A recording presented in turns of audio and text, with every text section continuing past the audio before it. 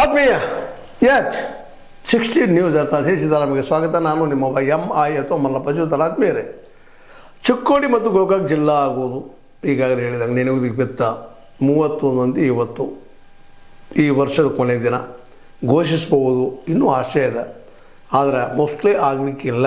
ಇವತ್ತು ಘೋಷಣೆ, ಮುಂದೆ ಯಾವಾಗೋ ಗೊತ್ತಿಲ್ಲ ಅನ್ನುವಂಥ ಸ್ಥಿತಿ ಇವತ್ತು ನಿರ್ಮಾಣ ಆಗ್ಯದ. ನಿಜವಾಗಿಯೂ ಗೋಕಾಕ್ ಮತ್ತು ಚಿಕ್ಕೋಡಿಯ ಭಾಗದ ಜನ ಭಾಳಷ್ಟು ನಿರಾಶೆ ಆಗಿದ್ದಾರೆ, ದುಃಖಿತರಾಗಿದ್ದಾರೆ. ಮನಸ್ಸಿಗೆ ಎಲ್ಲರನ್ನು ಕೇಳ್ತಾ ಇದ್ದಾರೆ, ಘೋಷಣೆ ಆಗ್ಬೋದಾ. ನಮಗಂತೂ ಸಾಕಷ್ಟು ಫೋನ್ಗಳು ಬರ್ತಾ ಇರ್ತವೆ. ಅದರಲ್ಲೂ ಚಿಕ್ಕೋಡಿ ಭಾಗದ ಜನ ಅಂತೂ ಅಸಂತುಷ್ಟರಾಗಿದ್ದಾರೆ, ಸಿಟ್ಟಾಗಿದ್ದಾರೆ. ಮಾಡಬೇಕಾಗಿತ್ತು ಜಿಲ್ಲೆಯನ್ನು ಅಂಥೇಳಿ. ಇನ್ನು ಕೆಲವೊಬ್ಬರಂತೆ ಇಲ್ಲ, ನಾವು ಹೋರಾಟ ಮಾಡ್ತೀವಿ, 31 ಆಗದೇ ಇದ್ದರೆ ನಾವು ನಿಶ್ಚಿತವಾಗಿ ಹೋರಾಟ ಮಾಡ್ತೀವಿ ಅಂತ ಬಂದು ಹೇಳ್ತಾ ಇದ್ದಾರೆ. ಆದರೆ ಒಂದಂತೂ ನಿಜ, ಎರಡೂ ಭಾಗದ ಜನರಿಗೆ ಭಾಳಷ್ಟು ನಿರಾಶೆ ಆಗ್ಯದ. ಭಾಳ ವರ್ಷಗಳ, ಹಲವು ದಶಕಗಳ ಬೇಡಿಕೆ ಈ ಜನರದಿಲ್ಲ. ಜಿಲ್ಲೆ ಆಗಬೇಕು ಅಂತೇಳಿ ಮೋಸ್ಟ್ಲಿ ಆಗಲಿಲ್ಲ. ಸತೀಶ್ ಅವರಿಂದನೂ ಸಹ ಇವತ್ತು ಆಗಲಿಲ್ಲ ಅನ್ನುವಂಥದ್ದು. ಯಾಕಂದ್ರೆ ಬರಿಷ್ಠ ನಾಯಕರು ಬೆಳಗಾವಿ ಜಿಲ್ಲೆಯನ್ನು ಇವತ್ತು ಪೂರ್ತಿ ತಮ್ಮ ಹಿಡಿತಕ್ಕೆ ತೆಗೆದುಕೊಂಡಂಥವ್ರು ಅಂತೇಳಿ ಅವ್ರ ಬಗ್ಗೆ ಭಾಳಷ್ಟು ಜನ ಭರವಸೆ ಇತ್ತು. ಭಾಳ ಜನ ಕೇಳ್ತಾ ಇದ್ರಿ, ಸತೀಶ್ ಅವ್ರು ಮಾಡೇ ಮಾಡ್ತಾರೆ. ಅದರಲ್ಲೂ ಅವ್ರ ಹಿಂಬಾಲಕರು, ಫಾಲೋವರ್ಸ್ ಅಂತೂ ಎಲ್ಲ ಕಡೆಗೆ ಈ ಸಲ ಆಗ್ತದ್ರಿ. ಜಿಲ್ಲೆ ಎರಡೂ ಆಗ್ತಾವ, ಚಿಕ್ಕೋಡಿ ಮತ್ತು ಗೋಕಾಕ್. ಯಾಕಂದ್ರೆ ಚಿಕ್ಕೋಡಿ ಭಾಗದ MP ಅವ್ರ ಮಗಳು ಪ್ರಿಯಾಂಕಾ ಮತ್ತು ಜೊತೆಗೆ ಅಲ್ಲಿ ಸಾಕಷ್ಟು ಪ್ರಭಾವಿ ಆಗಿದ್ದಾರೆ. ಇವತ್ತು ಜೊಲ್ಲೆ ಅಂತ ಒಬ್ಬ ನಾಯಕರು ಅಥವಾ ಇನ್ನುಳಿದವರು ಅನೇಕ ಒಂದು ತಮ್ಮದೇ ಆದ ವ್ಯಕ್ತಿತ್ವ ಬೆಳೆಸ್ಕೊಂಡಿದ್ದಾರೆ. ಮತ್ತು ಇವತ್ತು ಒಬ್ಬ CM ಆಗುವಂತಹ ಒಂದು ಎಲ್ಲ ಏನಪ್ಪ ಅಂತಂದ್ರೆ ಅವಕಾಶಗಳನ್ನು ಸದುಪಯೋಗ ಮಾಡ್ಕೊಳ್ಳುವಂಥ ವ್ಯಕ್ತಿ ಇವ್ರ ಸಾಧ್ಯದ ಸತೀಶ್ ಅವರಿಂದ ಅನ್ನುವಂಥ ಬಲಾಢ್ಯ ಮನಸ್ಸು. ಇದು ಜೊತೆಗೆ ಈ ಸಲ ಬಾಲಚಂದ್ರ ಜಾರಕಿಹೊಳಿ ಸಹ ಆಸಕ್ತಿ ತೆಗೆದುಕೊಂಡಿದ್ದರಿಂದಾಗಿ ಮೋಸ್ಟ್ಲಿ ಆಗೇ ಆಗ್ತದೆ ಅಂತೇಳಿ. ರಮೇಶ್ ಅವರಂತೂ ಆಸಕ್ತಿ ತೆಗೆದುಕೊಳ್ಳಲಿಲ್ಲ ಅಷ್ಟೊಂದು, ಆ ಮಾತು ಬೇರೆ. ಆದರೆ ಇವರಿಬ್ಬರ ಆಸಕ್ತಿಯಿಂದಾಗಿ ಆಗಬಹುದು ಒಂದು ಭಾಳಷ್ಟು ಆಸೆ ಪಟ್ಟಿದ್ರು. ಜೊತೆಗೆ ಪ್ರಿಯಾಂಕಾ ನಮ್ಮ ಜಾರಕಿಹೊಳಿ ಅವರು ಸಹಿತ ಒತ್ತಡ ಮಾಡಿದ್ದಾರೆ, ಆಗಲಿ ಜಿಲ್ಲಾ ಚಿಕ್ಕೋಡಿ ಮತ್ತು ಗೋಕಾಕ್ ಅಂತೇಳಿ. ಲಕ್ಷ್ಮೀಬಾಯಿ ಹೆಬ್ಬಾಳ್ಕರ್ ಅವರು ಬಯಸಿದ್ರು. ಆದರೆ ಇವತ್ತು ಏನೇನೋ ಆಗಿ ಯಾವುದೋ ಒಂದಾಗಿ ಇವತ್ತೊಂದು 2 ಕಾರಣಗಳನ್ನ ಅವರು ಹೇಳ್ತಾರೆ. ರಾಜಕೀಯದಲ್ಲಿ ಹೇಳೋರನ್ನ ಇಲ್ಲ ರೀ, ಬೈಲಹೊಂಗಲದವ್ರು ಅಡ್ಡು ಬಂದರು, ಬೈಲಹೊಂಗಲ ಜನ ಇಲ್ಲ ನಮ್ಮದು ಆಗ್ಬೇಕು ಜಿಲ್ಲಾ. ಜೊತೆಗೆ ನಮ್ಮ ಸೌದಿಯವರು ಸಹಿತ ಅವರು ಅಡ್ಡು ಬಂದರು, ಅವರಿಂದ ತಪ್ಪಿತು ಅಂತ ಇವತ್ತು ಇವರು ಹೇಳ್ಕೊಬೋದಿಲ್ಲ ಅಂತಲ್ಲ, ಹೇಳ್ಕೊಳ್ಳಿಕ್ಕೆ ಸಾಕಷ್ಟು ಹಾದಿಗಳಿದ್ದಾವೆ. ಅವರು ಜಿಲ್ಲಾ ಕೇಳಿದ್ರು, 4 ಜಿಲ್ಲಾ ಮಾಡಲಿಕ್ಕೆ ಸಾಧ್ಯ ಇಲ್ಲ ಅಂದರು ಸಿದ್ದರಾಮಯ್ಯನವರು ಅಂತೇಳಿ. ಆದರೆ ಮಾಡುವ ಮನಸ್ಸಿದ್ರೆ ಇವತ್ತು 4 ಜಿಲ್ಲಾ ಆಗುವಂಥದ್ದದ, 5 ಜಿಲ್ಲಾ ಆಗುವಂಥಷ್ಟು ಜನಸಂಖ್ಯೆ ಇಲ್ಲದ. ಎಷ್ಟು ಸಣ್ಣದಾಗ್ತದೆ ಜಿಲ್ಲಾ ಅಷ್ಟು ಆಡಳಿತ ಮಾಡಲಿಕ್ಕೆ ಅನುಕೂಲ ಆಗ್ತದೆ ಅಂತ ಮಾತು ಎಲ್ಲ ಕಡೆ ಕೇಳಿ ಬರ್ತಾ ಇದ್ದಾವೆ. ಅಂದಾಗ ಇದೆಲ್ಲ ಡೆವಲಪ್ಮೆಂಟ್ ಆಗಲೇಬೇಕಾಗಿದೆ ಇವತ್ತು. ಯಾಕೆಂದರೆ ಉತ್ತರ ಕರ್ನಾಟಕ ಯಾವ ಪ್ರಮಾಣದಲ್ಲಿ ಡೆವಲಪ್ ಆಗಬೇಕಾಗಿತ್ತು, ಆಗಿಲ್ಲ. ಅದರಲ್ಲೂ ಇವೆಲ್ಲ ಹಿಂದುಳಿದ ಏನಪ್ಪ ಜಿಲ್ಲೆಗಳು, ಅದರಲ್ಲೂ ಜಿಲ್ಲೆ ಭಾಳ ದೊಡ್ಡದಾಗಿದೆ. ಬೆಳಗಾವಿ ಭಾಳ ದೊಡ್ಡ ಪ್ರಮಾಣದಲ್ಲಿ ಉಳಿದಿದೆ ಇವತ್ತು. ಅದು ಡಿವಿಷನ್ ಆಗಲೇಬೇಕಾಗಿತ್ತು, ಆಗಲಿಲ್ಲ ಅನ್ನುವಂಥ ನಿರಾಶೆ ಎರಡೂ ಭಾಗದ್ದು. ಜೊತೆಗೆ ಬೈಲಹೊಂಗಲದಲ್ಲೂ ನಮ್ಮದು ಈ ಸಲ ಆಗ್ತಿತ್ತು ನಾವು ಅವ್ರ ಜೊತೆಗೆ ಅನ್ನುವಂಥ ಭಾವ.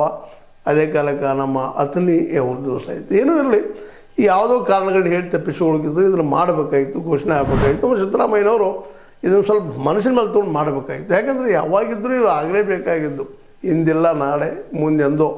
ಆದರೆ ಈಗಾದರೆ ಸ್ವಲ್ಪ ಅವಕಾಶ ಹೆಚ್ಚಾಗ್ತಿತ್ತು, ಡೆವಲಪ್ಮೆಂಟ್ ಆಗೋ ಸಲುವಾಗಿ, ಅಭಿವೃದ್ಧಿ ಆಗೋ ಸಲುವಾಗಿ ಇವು ಬೆಳೀತಾ ಇದ್ದು ಅಂತೇಳಿ.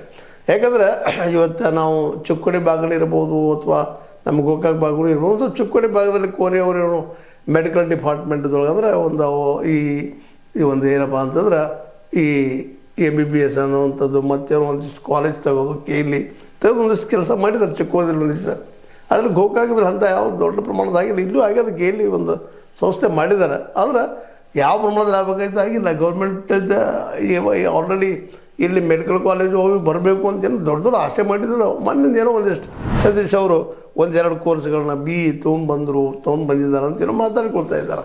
ಇದನ್ನು ಬಿಟ್ಟರೆ ಮತ್ತೇನು ಡೆವಲಪ್ಮೆಂಟ್ ಇಲ್ಲ ಅನ್ನುವಂಥದ್ದು ಅಷ್ಟು ಸತ್ಯ ಇದೆ. ಅದರಲ್ಲೂ ಗೋಕಾಕ್ ಭಾಗ ಅಂತೂ ಇತ್ತೀಚೆಗೆ ಕೇವಲ ಏನಪ್ಪ ಅಂತಂದ್ರೆ ಒಂದು ಅಭಿವೃದ್ಧಿ ಕಾರಣದ ಜಿಲ್ಲಾ ನಮ್ಮ ತಾಲೂಕಾಗಿ ಉಳಿದಂಥ ಮಾತುಗಳು ಜನಸಾಮಾನ್ಯರ ಜಿಲ್ಲಾ ಇದನ್ನು ಬೆಳೀತಿತ್ತೇನೋ ಅನ್ನುವಂಥ ಆಶಾವಾದ.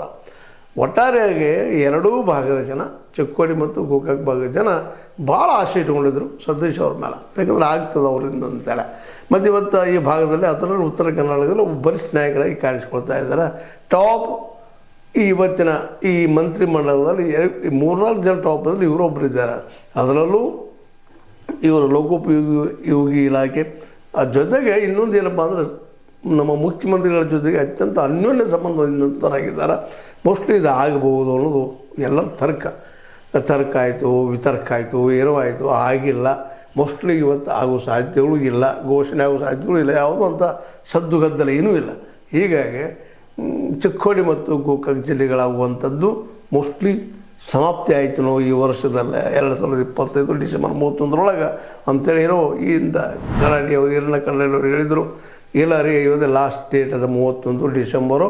ಇಲ್ಲಾಂದ್ರೆ ಸೆಂಟ್ರಲ್ ಗೌರ್ಮೆಂಟ್ ಸ್ಟಾರ್ಟ್ ಆಯ್ತಪ್ಪ ಅಂದ್ರೆ ಜನಗಣತಿ ಮಾತೇನೋ ಅದು ಮುಂದೆ ಹೋಗ್ತದೆ, ಎಷ್ಟು ಆಗ್ತದೆ ಗೊತ್ತಿಲ್ಲ ಅನ್ನೋ ಮಾತು ಮಾಡಿದ್ದನ್ನು ನೋಡಿದಾಗ ಜನ ಭಾಳಷ್ಟು ನಿರಾಶೆಯಾಗಿ ಇವತ್ತು ಇದು ಆಗಬೇಕಾಗಿತ್ತು, ಆಗಲಿಲ್ಲ 2 ಜಿಲ್ಲೆಗಳು ಅನ್ನೋಂಥ ಮಾತುಗಳು ಎಲ್ಲ ಕಡೆ ಕೇಳಿ ಬರ್ತಾ ಇದ್ದಾವೆ. ಆದರೂ ಇನ್ನೂ ಕೆಲವು ಜನಕ್ಕೆ ಹೋಪ್ಸ್, ಆಸೆ ಇಲ್ಲ, ಸತೀಶ್ ಅವ್ರು ಮಾಡ್ಬೋದು ಅಥವಾ ಈಗಾಗಲೇ ಮಾತಾಡ್ತಾನೆ ಅಂತ ಹೇಳಿದ್ದಾರೆ ಸಿದ್ದರಾಮಯ್ಯವ್ರ ಜೊತೆಗೆ, ಅವರೆಲ್ಲ ಮಾತಾಡ್ಕೊಂಡು ಆಗ್ಬೋದು ಏನೋ ಅಂತ ಆಸೆ ಕಂಡರು. ಅಲ್ಲಿ ಈಗ ಜಿದ್ದಿ ನಡೆದಲ್ಲ CM ಪೋಸ್ಟ್ ಸಲುವಾಗಿ, ಅದರಿಂದ ಇದು ಮೋಸ್ಟ್ಲಿ ಆಗಲಿಕ್ಕಿಲ್ಲ ಅನ್ನೋದು ಭಾಳ ಜನರ ಅಭಿಪ್ರಾಯ.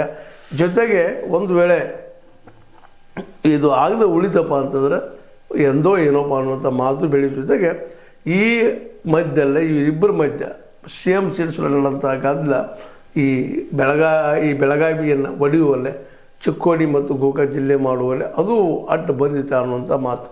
ಯಾಕಂತಂದರೆ ಸಹಜದ ಅವರು ಅಧಿಕಾರ ಹಿಡಿಸುವ ಪ್ರಯತ್ನ ಮಾಡ್ತಾಯಿದ್ದಾರೆ. ಉಳಿಸ್ಕೊಳ್ಳೋ ಸಲುವಾಗಿ CM ಸೀಟನ್ನು ಉಳಿಸೋ ಸಲುವಾಗಿ ನಮ್ಮ ಸಿದ್ದರಾಮಯ್ಯನವರು ಇಲ್ಲಾಂದ್ರೆ ಹೇಗಾದರೂ ಹೊಡಿಲೇಬೇಕು ಅನ್ನುವಂಥದ್ದು DKC ಅವರು. ಹೀಗಾಗಿ ಈ 2ರ ಕದನದಲ್ಲೇ ನಮ್ಮ 2 ಈ ಚಿಕ್ಕೋಡಿ ಮತ್ತು ಗೋಕಾಕ್ ಜಿಲ್ಲೆ ಹಾಗೂ ಉಳಿತು ಅನ್ನೋದು ಭಾಳ ಜನ ಮಾತಾಡ್ಕೊಳ್ತಾ ಇದ್ದಾರೆ, ಜೊತೆಗೆ ಆರೋಪ ಮಾಡ್ತಾ ಇದ್ದಾರೆ.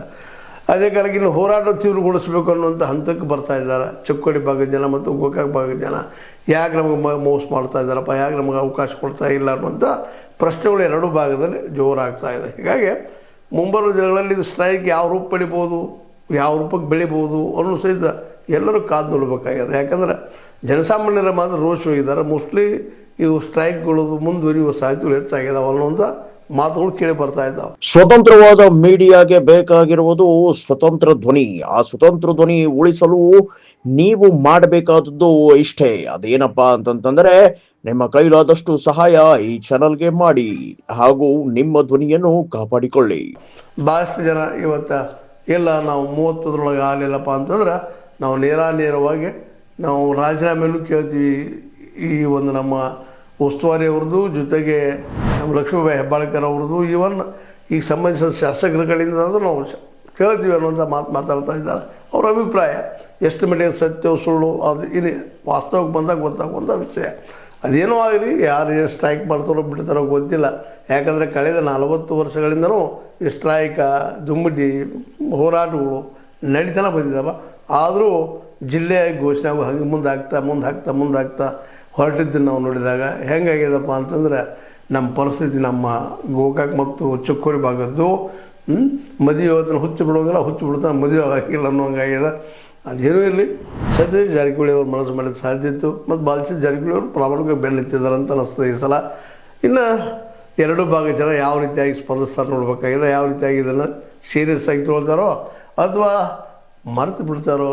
ಈ ಮರುವಿನ ಸ್ವಭಾವ ಈ ದೇಶಕ್ಕೆ ಬಹಳ ಅದ, ಹಾಗಾಗಿ ಮರೆತು ಬಿಡ್ಬೋದು, ಹೇಳಿಕ್ಕೆ ಸಾಧ್ಯ ಇಲ್ಲ. ಆದರೆ ಜನ ಎದ್ರಲ್ಲಿದ್ದರೆ ಇದೇನು ದೊಡ್ಡ ವಿಷಯ ಅಲ್ಲ. ಜೊತೆಗೆ ಇವತ್ತು ನಮ್ಮ ಸತೀಶ್ ಜಾರಕಿಹೊಳಿ ಅವರಂತೂ ಇನ್ನೂ ಒಂದು ಮನಸ್ಸು ಮಾಡಿ ಜಿಲ್ಲೆಯನ್ನು ಘೋಷಣೆ ಮಾಡೋದ್ರಲ್ಲಿ ಪ್ರಯತ್ನ ಮಾಡಿ ಯಶಸ್ವಿ ಆಗಲಿ ಅನ್ನುವಂಥದ್ದು ಭಾಳ ಜನರ ಹಂಬಲ. ಅದೇ ಕೆಳಗೆ ಅವ್ರ ಫಾಲೋವರ್ಸ್ ಅಂತ ಇನ್ನೂ ಆದರೂ ಹೇಳ್ತಾ ಇದ್ದಾರೆ, ಇಲ್ಲ ಸತೀಶ್ ಅವ್ರು ಮಾಡ್ತಾರೆ ಅಂತೇಳಿ. ಇನ್ನು ಅಟ್ಲೀಸ್ಟ್ ಅವರ ಮೇಲಿಟ್ಟಂಥ ಅವ್ರ ಫಾಲೋವರ್ ವಿಶ್ವಾಸವನ್ನು ಅವ್ರು ಉಳಿಸ್ಕೊಳ್ಳೋದು ಬಿಡೋದು ಅವ್ರ ವಿಷಯ. ಆದರೆ ಸಿದ್ದರಾಮಯ್ಯನವ್ರು ಮಾಡಬೇಕಾಗಿತ್ತು, ಇಷ್ಟರೊಳಗೆ ಇದನ್ನು ಯಾಕೆ ಮಾಡಿದ್ರು ಅನ್ನುವಂಥ ಅಸಮಾಧಾನ ಈ ಭಾಗದ ಎಲ್ಲ ಜನರಲ್ಲೂ ಮೂಡಿದೆ ಅನ್ನೋ ಮಾತನ್ನು ಹೇಳ್ತಾ, ಇದು ನಿಮ್ಮ ಲೈಕ್ ಆಗಿರ್ಬೋದು, ಲೈಕ್ ಮಾಡಿ ಶೇರ್ ಮಾಡಿ, ಕಮೆಂಟ್ ಮಾಡಿ, ಜೊತೆ ಸಬ್ಸ್ಕ್ರೈಬ್ ಮಾಡಿ. S16 ನ್ಯೂಸ್ ಅರ್ಥಾತ್ ಹೇ ಸೀತಾರಾಮಯ್ಯ ಸತ್ಯದ ಕೈಗಳಲ್ಲಿ ವಂದನೆಗಳು.